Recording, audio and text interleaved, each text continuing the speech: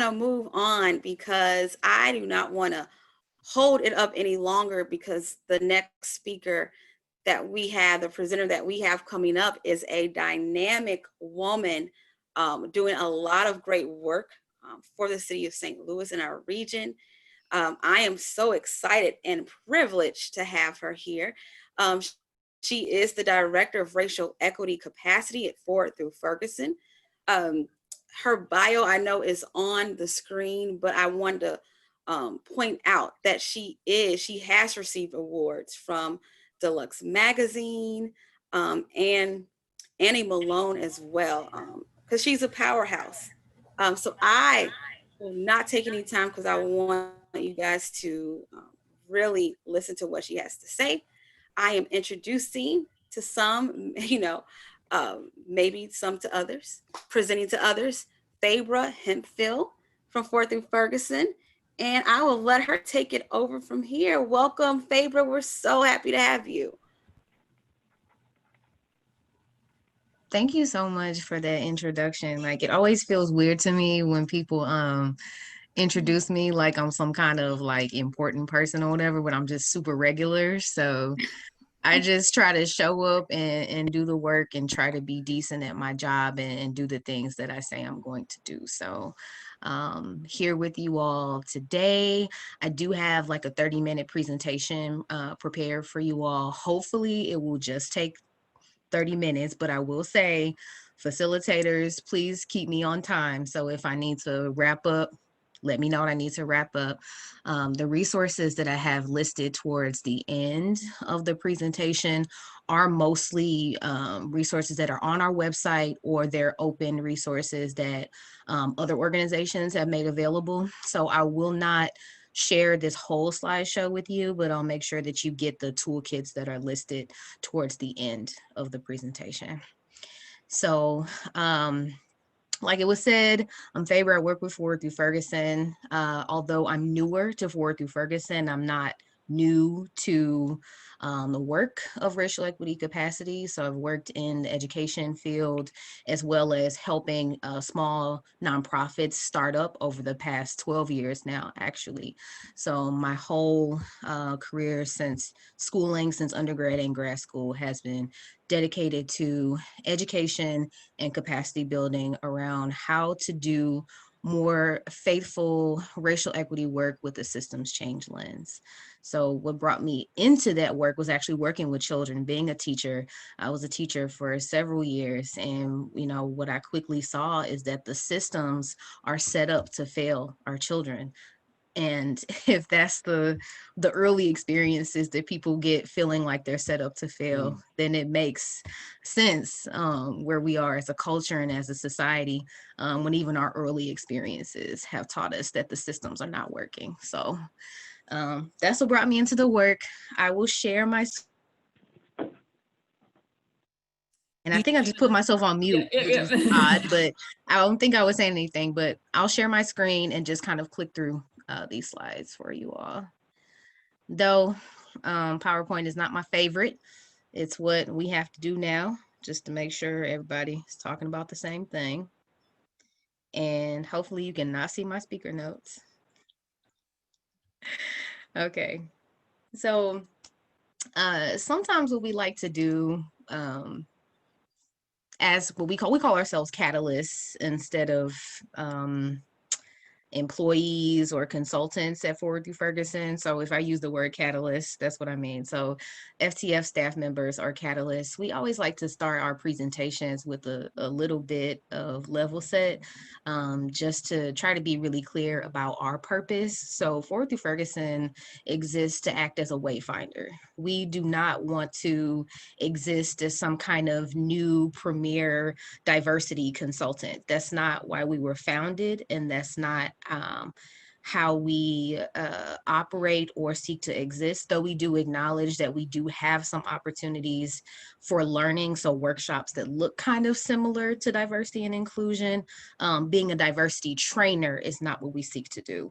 What we seek to do is to act as a partner and a convener with other organizations who want to do systems change. So this presentation is just a quick hit with some shared and common language that we have found to be helpful on a journey to systems change for racial equity. We also want to just, I'll stay in a conversation with you all for a couple minutes about some of the things that you all have been trying or wanting to try in regards to planning for systems change in your own organizations. And then also so that you have a direct connection with me, that you've met me as a person, that you have access to me, and that you have my contact information after this, so that if you're interested in some more in-depth resources or in-depth opportunities to partner with us, that you have access to that today.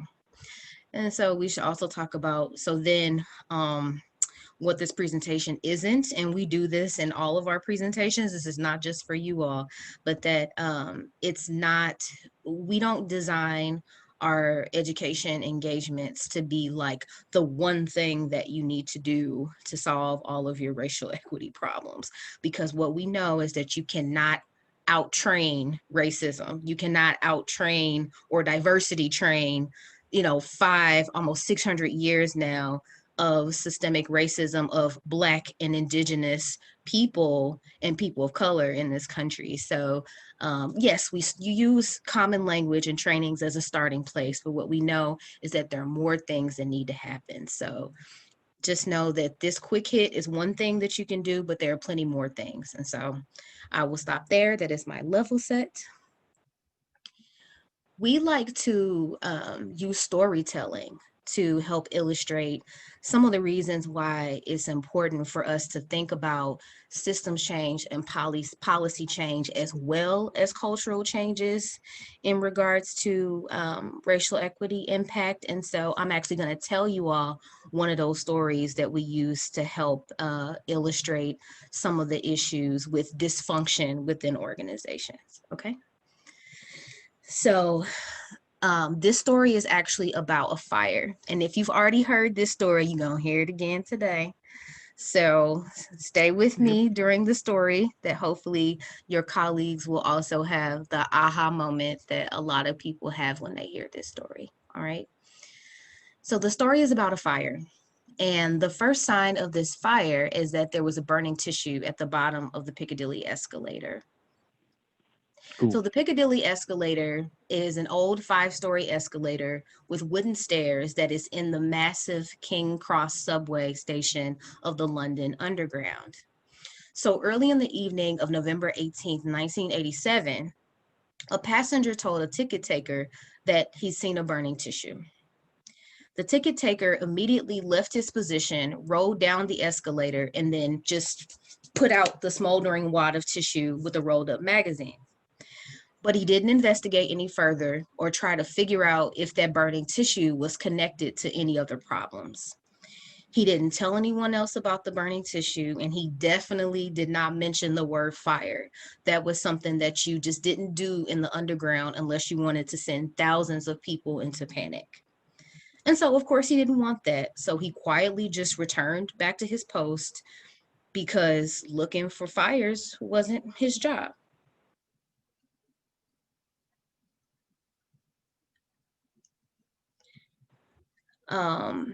And so what you need to know here at this part is that eventually there were 3 more scenarios where people who were employees saw that there was a small fire, or they saw that there was smoke.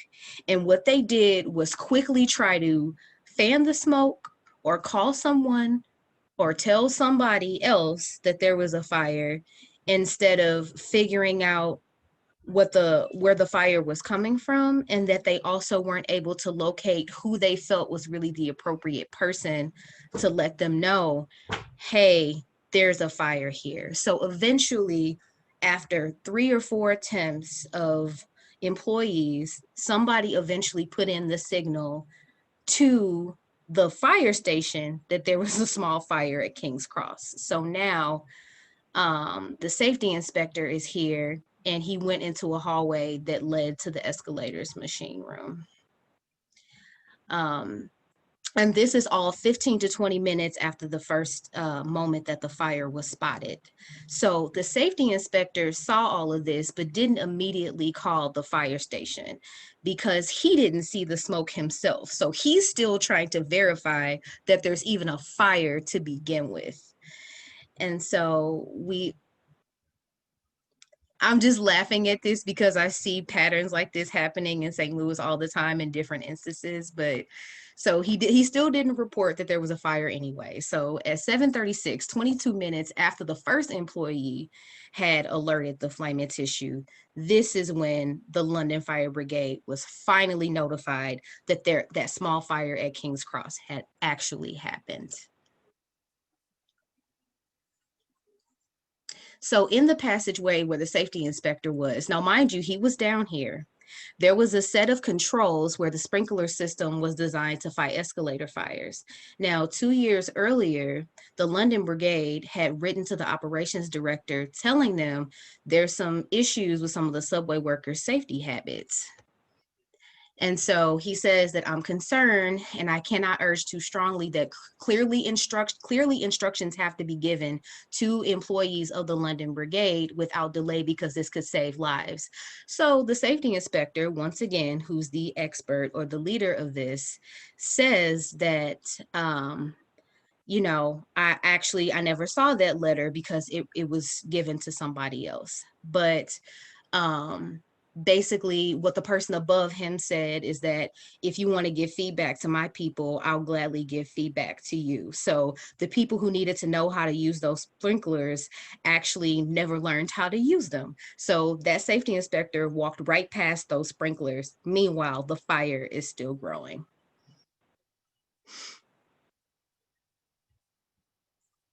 So after the fire brigade, I keep wanting to call it fire station, but they call it the fire brigade, was actually called. So they eventually figured out, let's rope this section off, and then the passengers were put into different areas.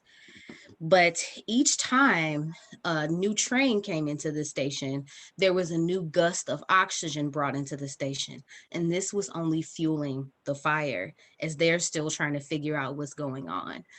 Another thing that's happening is that gas is starting to rise up to the ceiling of the station, and it's covered with 20 layers of old paint. So here's another scenario of dysfunction. A few years earlier, the Underground's director of operations said, you know, all of that old paint could cause a fire hazard. Maybe we should remove the paint before we paint a new one. And so painting was the domain of the maintenance department. So once again, the chief of the maintenance department says, if you want to give me things to do, I will be happy to give you things to do. If you want to give me feedback, I will be happy to give you feedback. So stand down. And so that other director who had some feedback said, forget it.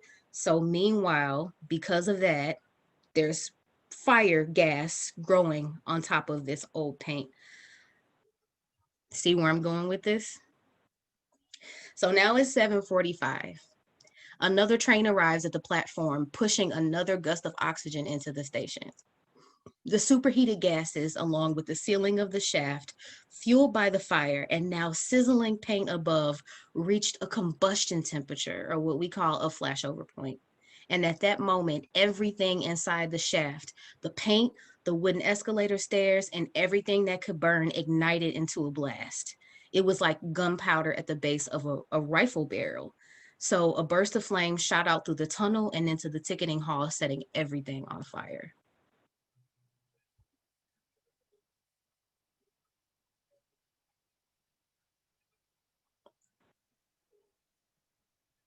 When the blaze was finally put out, 31 people were dead and dozens were injured. So the leadership of the London Underground included a lot of responsible, smart people, and probably well-intended people. There were the four barons, so they were the chiefs of civil, electrical, and mechanical engineering, responsible for all the different phases of engineering. There were the operations directors, responsible for operations.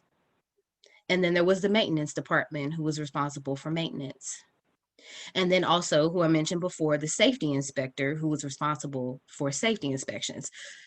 There was also the ticket takers who took the tickets. In other words, there was plenty of people who had jobs, plenty of people who had responsibility to know what was going on, but each person was only looking at what they thought was their own lane or their own silo.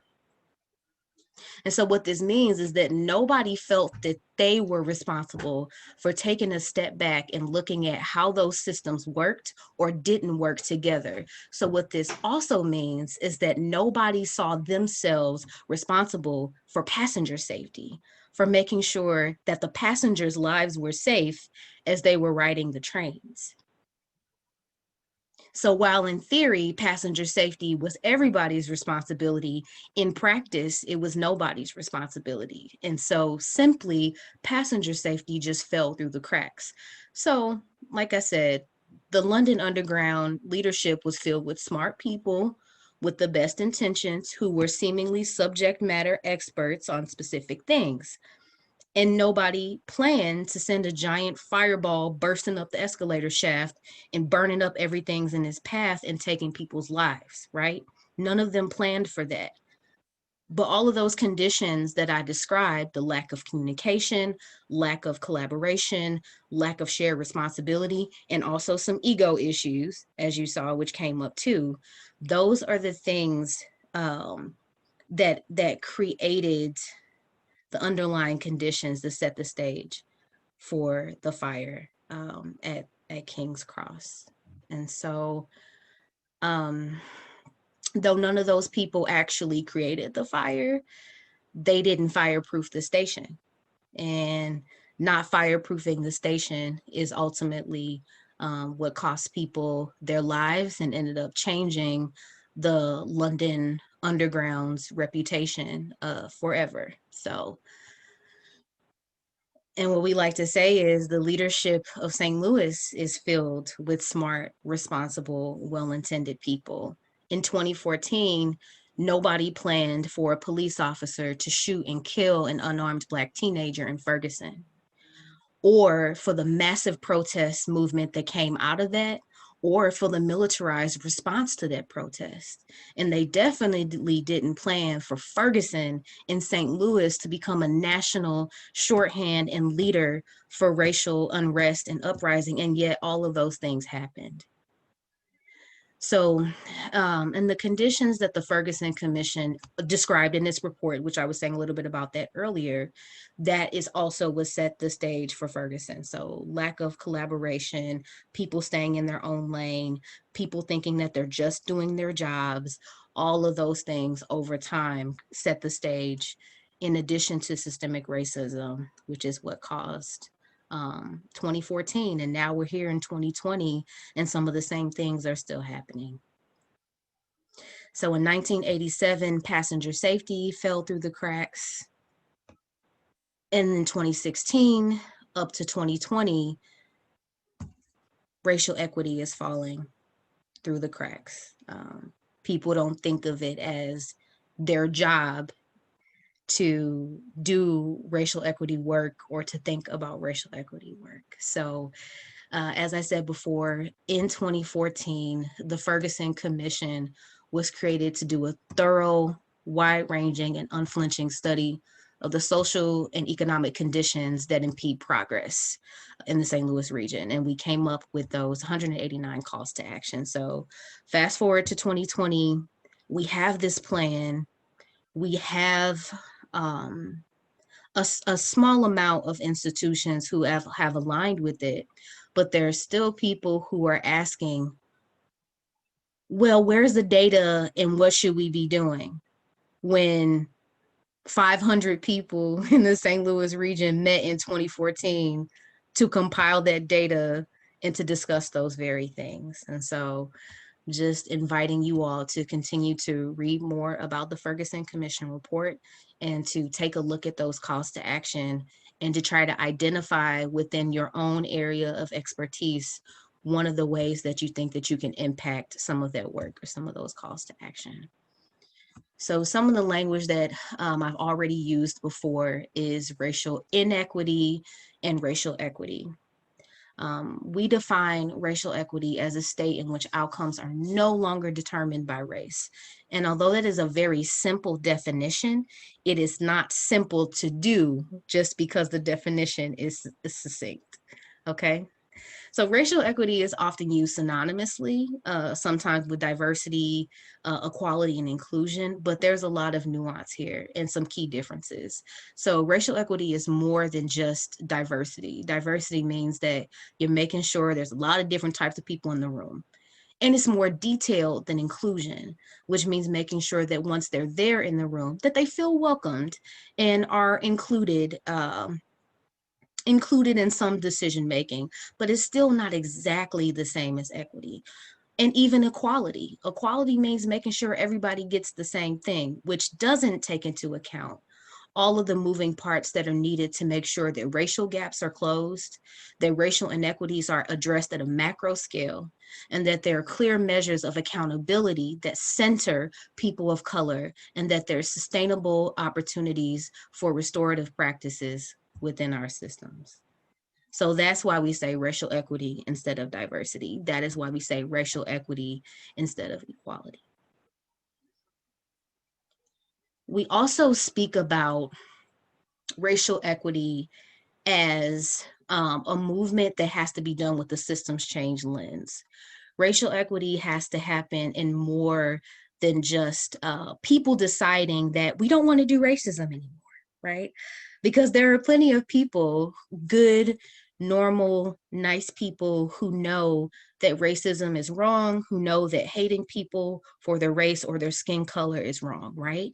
And yet we see the life outcomes that people of color are experiencing due to systemic racism. That means we also have to think about our strategy. We have to take a systems change approach. And so here are some of the definitions of systems that we like to offer to people and partners as they're starting to think about how to plan. What does system actually mean? And what we want people to draw out of this is that eventually systems create their own patterns of behavior over time. And so since systems, once they're formed, they start to work on their own, you have to do interventions inside of those systems to start to get different results. If you keep business as usual, you'll continue to get outcomes as usual. And so that's what we want folks to gain from those definitions. And so systems change by that logic. If we recognize that inequities are enshrined within our systems and policies, then we need to build practice and skill around changing policies and systems with an anti-racism lens. And so we source our definitions of systems and systems change from the Stanford Social Innovation Review. So I would like to uplift their work as an expert on some of that language. And as it lists here, we define systems change as a fundamental shift in policies, processes, and power structures in addition to cultural norms and values. So it's more than just what you think, but how you act. That is systems change. I also said something about policy before. So policy is broadly defined as any decision that guides the behavior of an institution. But we also know is that policy is directly tied to advocacy. So people who are constantly staying in the conversation to influence the patterns of behavior of institutions, and that we actually need to uphold policy as the systemic holder of change. And we talk about this a lot in our systems change primer, so I won't beat you over the head with it now, but if you're interested in a policy conversation about racial equity intervention, please think about joining the systems change primer. So just to say a little bit more about that there's actually a difference between big P and little p. So big P is like the laws of the land, but little p are the rules of our institutions, how our institutions are built out, how we make decisions within our institutions. And that we actually do have more power over that than we tend to think about, or that we tend to understand as we're trying to figure out how to solve problems. Another thing that I want to quickly bring up is that often when people want to start intervening in some of their systems, they start at the program level. Why? Because the program level is what people see up front, right? So if people see you changing the name of your program to something that sounds more inclusive, that's a check, a little checkbox, right? But does that mean that your institution is fundamentally changing the covenant that you live by, the way that you operate, the way that you serve people, the way that you scope your work, and the way that you hold yourselves accountable to create results? That is a different pattern of thinking. And so this slide, we won't do a breakout session here, but we do include a big part of this in our systems change primer. And so I just wanted to throw that out there to you all, that programs are short-term interventions.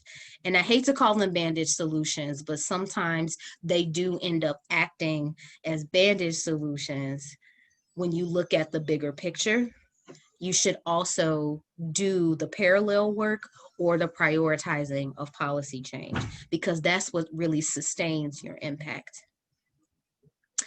So I don't know how much time I have, but for the next couple of minutes, I'll run through some of the toolkits that we've created as Fort Ferguson, or some toolkits that other people have created that we actually use as an organization to make sure that we're on track with some of our planning of acting as a convener and a partner to the region. So the Advancing Positive Change Toolkit, I think I shared this with your facilitators a couple of weeks ago as a pre-reading. I don't know if you all got a chance to read it or not, but there's essentially two pieces of the Advancing Positive Change Toolkit that I think could be immediately helpful to you all, one of which is this checklist that we're looking at. And what I also always like to say, that there is no checklist for solving hundreds of years of systemic racism, right? And we use this checklist as a helpful visual to get people started if they're interested and serious about wanting to make some change over time. And so we call it a checklist for that reason, though we acknowledge that, like, this is not checkbox work. There are moments where people will start somewhere and have to start right back at the beginning. And that's the right process that we have to take. So yeah, this is Advancing Positive Change. If you didn't get a chance to read it yet, I definitely advocate for reading that, because I think it is a really helpful setup that helps you start thinking about what is you all's cultural values as an institution, what is the mission that really holds you together, and what are some of the strategies that you all can use to start to shift so that you act differently as you're trying to think differently at the same time. So I have found this toolkit to be helpful to folks. It is long, but it's only like 20 pages, and I think it's a worthy 20 pages of resource if you're planning with a team around how to impact some racial equity work.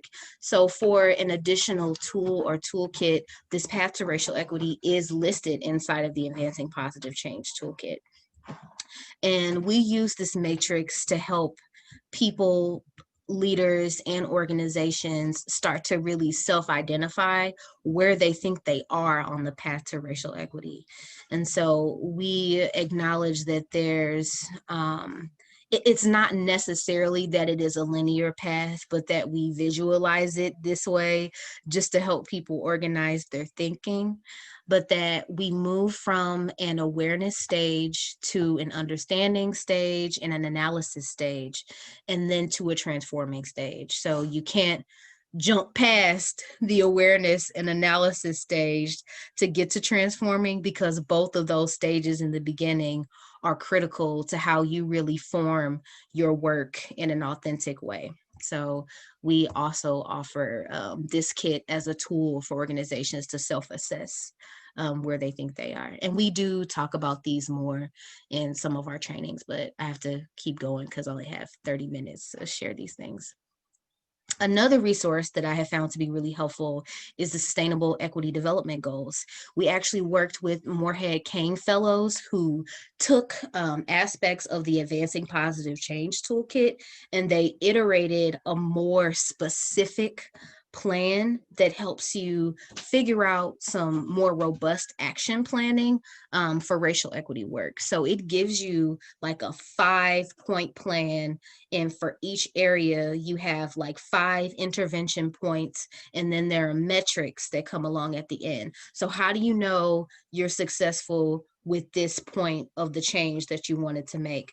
So we definitely encourage people to look at this if they feel that they're in the analysis stage and they're wanting to really start to take a crack at some of these policy changes.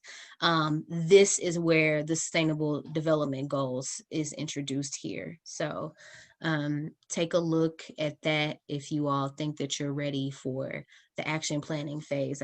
I suspect that you'll identify a couple areas where you're like, yep, we're not doing that. So maybe we should move that up on the list. Like, we found that to be helpful for people too. So the equity indicators, I know that equity indicators has been floating around for a little bit, but we still also advocate for people to look at the equity indicators report and to also look at the equity indicators dashboard, because it gives helpful visuals and helpful data about where we actually are in some of these big areas for people's life outcomes in the St. Louis region. And as I said before, we also include St. Clair County in that, and we also include St. Charles County in the equity indicators as well. So it's a bigger study of where we are. And it's interesting, people ask, well, okay, well, what's the scale here? And it's like 100. So on a scale of 0 to 100, if we rated ourselves the same way we grade our children in school, we would have an F. St. Louis would have a D or an F in virtually every area when it comes to people's life outcomes for Black folks and people of color. We are not doing well in regards to equity. And so if you're a data geek and you need to see the data and you need to see where we actually are, that's what the equity indicators report seeks to do. And we're also launching the reboot of that this year. So we'll have more equity indicators actually for youth and child well-being, because we found that people in the education sector want a little bit more and need a little bit more. So be on the lookout for the relaunch of the equity indicators too. I think it'll be helpful information. So the systems change iceberg, this is an activity that we do within our systems change primers, and we want to credit the Interaction Institute for this visual. This is the point where, like, when you're ready to start thinking about how your own organization is doing, how you want to show up in the work, and you want to start to problem solve as you're in the awareness, moving to the analysis stage, we found this visual to be a helpful exercise for people. So I'm not going to take you through it right now, but if you search systems change icebergs, you'll see something that looks like this. You might also see a triangle. Sometimes people visualize it in a triangle. And essentially what it does is that with each labeled layer of the iceberg, it should be revealed that there's a deeper understanding of what contributed to the given events that are happening above the water. And so the theory of change here is also that the deeper you go into the iceberg, the closer you start to see that our cultural and institutional values are what eventually shape the events that happen. But if you want to intervene on how to start impacting these events, to focus within the underlying structures section, as well as the mental models section. So I know that that's like a bunch of words that I'm saying right now, but if you're curious about that, please look at systems change iceberg theories. We found them to be really helpful visuals for people. And we do this, as I said, as a full activity in the systems change primer. So one more resource that we put this out this summer. It's also a Medium article, and I'm not sure if you all got a chance to take a look at it yet, but we've noticed that there's been a really, I think, genuine attempt for organizations in St. Louis to put out racial equity statements. People want to make a commitment to it. They're realizing that they have never had a statement before, or they want to double down on beliefs that they think they have. And so we put together these essentials just to make sure that with the statement, there's also the action and the education that is also continuing to happen, so that it doesn't stop with words, but that it also continues with action. So I'll make sure you all, I think you may have it already, actually, the Medium article, but if you don't, I'll share it again. But we found this to be just a very simple resource that people can use to start to plan and workshop some of the areas where they know and aware of that they're not exactly fully doing right now. So we found that to be helpful. And then the last thing is that we do still have some workshops available to the public between now and November. So we have 2 systems change primers left. The systems change primer is like a 3.5-hour workshop. We do them all on Zoom now. And that one covers the systems ICEBERG that I mentioned to you all. It talks about the connection between racial equity work and policy change. And it also offers some additional resources and how to plan. And then the 2039 workshop, I would say, is similar, but it is a 2-day session. So it's a 2-day workshop where there's a week in between, and organizations do more internal planning with the assistance of our facilitators, and almost within like a mini cohort. So 3 or 4 more organizations who have a team of 5, they sit down, you come up with a couple racial equity goals, and then we workshop it to each other. So that's the 2039 workshop. And we have one more session coming up in November this year. And that is pretty much it. So this is our contact information, but I think you all have my email address directly. And then let me put this bit.ly in the chat box. So if you all want to look at our offerings for next year, or if you want more descriptions of the workshops, you can check out. I'll be back. Please, in your groups. I had the opportunity and privilege of being in the group with Casey and Craig, who had some very good conversations. But I want to hear from some of you. What sounded sticky? What other questions do you have? Is there anything, any questions you have for Faybra? But please, at this time, please share your thoughts.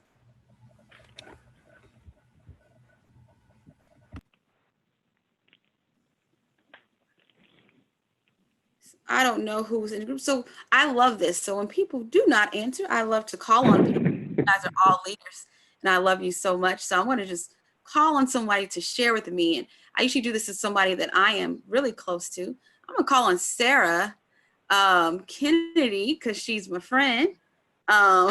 Sarah, can you share some thoughts from your group of what resonated, what was sticky, what you guys come up with? I mean, we talked a lot about just community engagement and what that means for systems change work. We also talked about needing to do work internally before we can do it externally. So reviewing policies and stuff like that. And so we talked about different instances at our organization. So. That's great. The internal policy portion is great. Craig mentioned, as well as Casey, were talking about it at a high level in their organizations and their coalitions, partnerships, and kind of being that voice. Casey, can you kind of speak to kind of what we talked about when it came to that, being the voice in those positions of power that we have? Yeah, I think for me, we talked about kind of not using equity as a buzzword, kind of going deeper and how that needs to be the case, like do everything in this presentation, not just like say we are doing or trying to promote equity or foster equity, like actually do the policy change work within our own organization, and then more broadly. And then Craig kind of talked about that within the health department as well. Mm-hmm. Absolutely. So one thing that we also mentioned is that sometimes we are using these words, right? These new words as trends, as a new garment, right? Something that's cool, right? It sounds cool right now, you know, until it's time to do the work. Did any of you guys kind of come to that conclusion, or have thought about the fact that it's always been around, but now it seems like it's the in thing to do right now?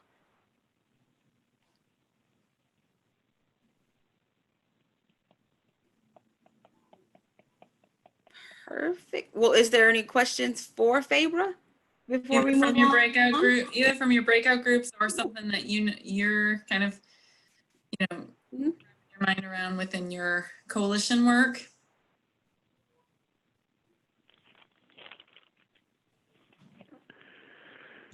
I have a question in terms of support, right? As we are going through this process internally,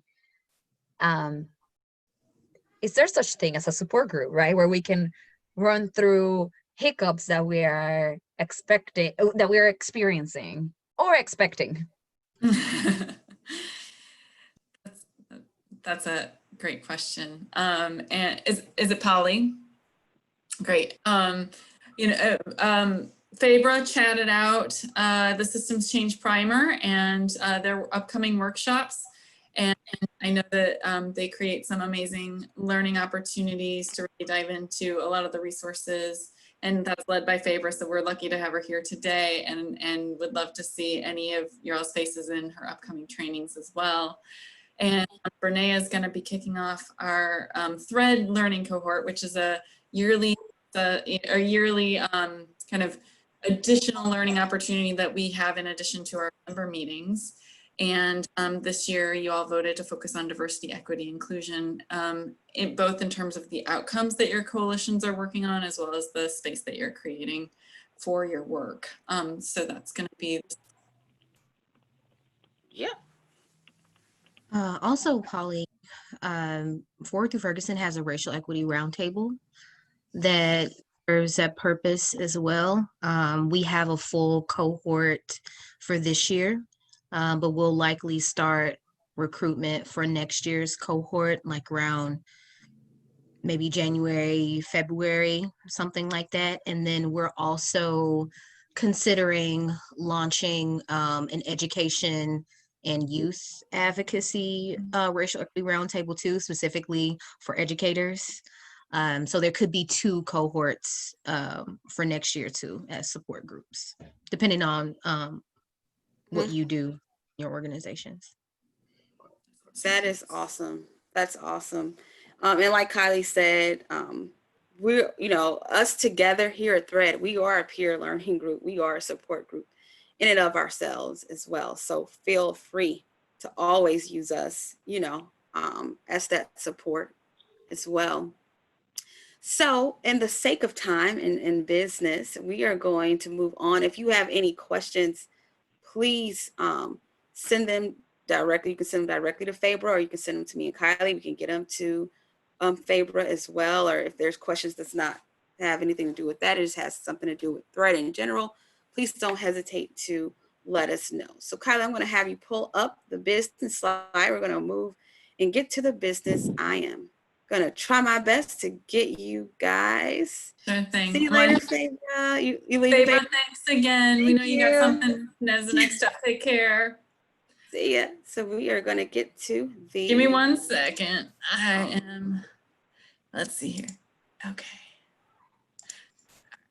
All right. All right. So we are, first, I want to introduce you to a member of our team. Rebecca, are you there? Can you say hi to everyone? Sorry, I had on mute. Hello.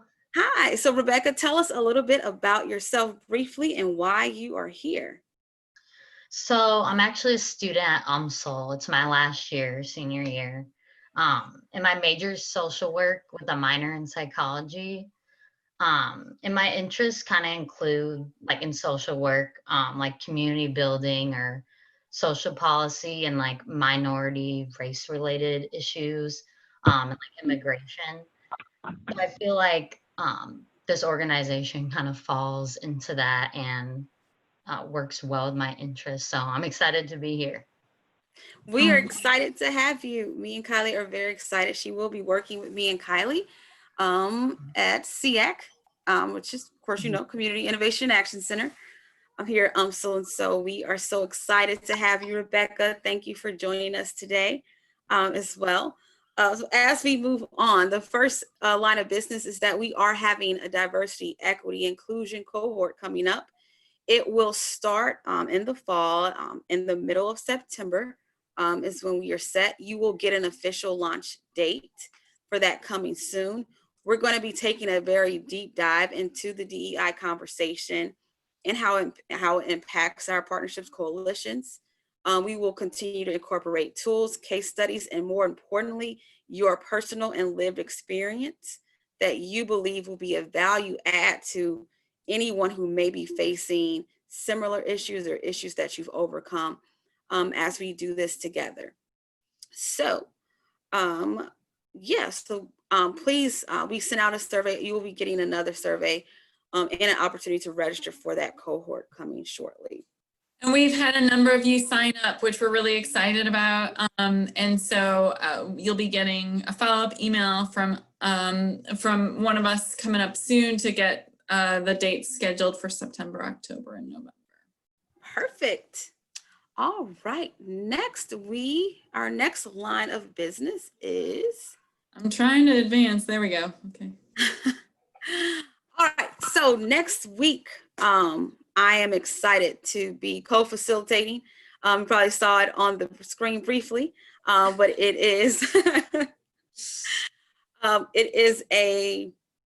it's with Flourish, Generate Health and Flourish, STL. We are going to be having a town hall on real systems change. It is, of course, Black babies and their mommies matter, talking about the health of our Black babies, as well as the health of their moms.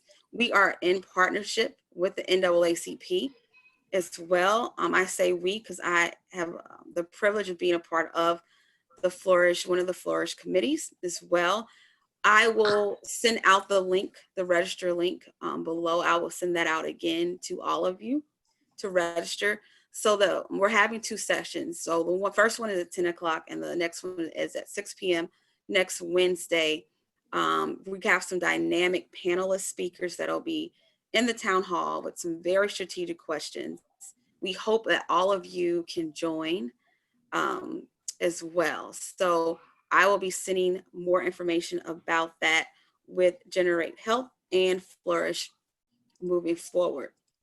So next, our speaker next month is someone I have the privilege again of working with, Sarah Kennedy from Generate Health and Flourish. She is going to be speaking to us in our October Thread meeting. So get excited about that.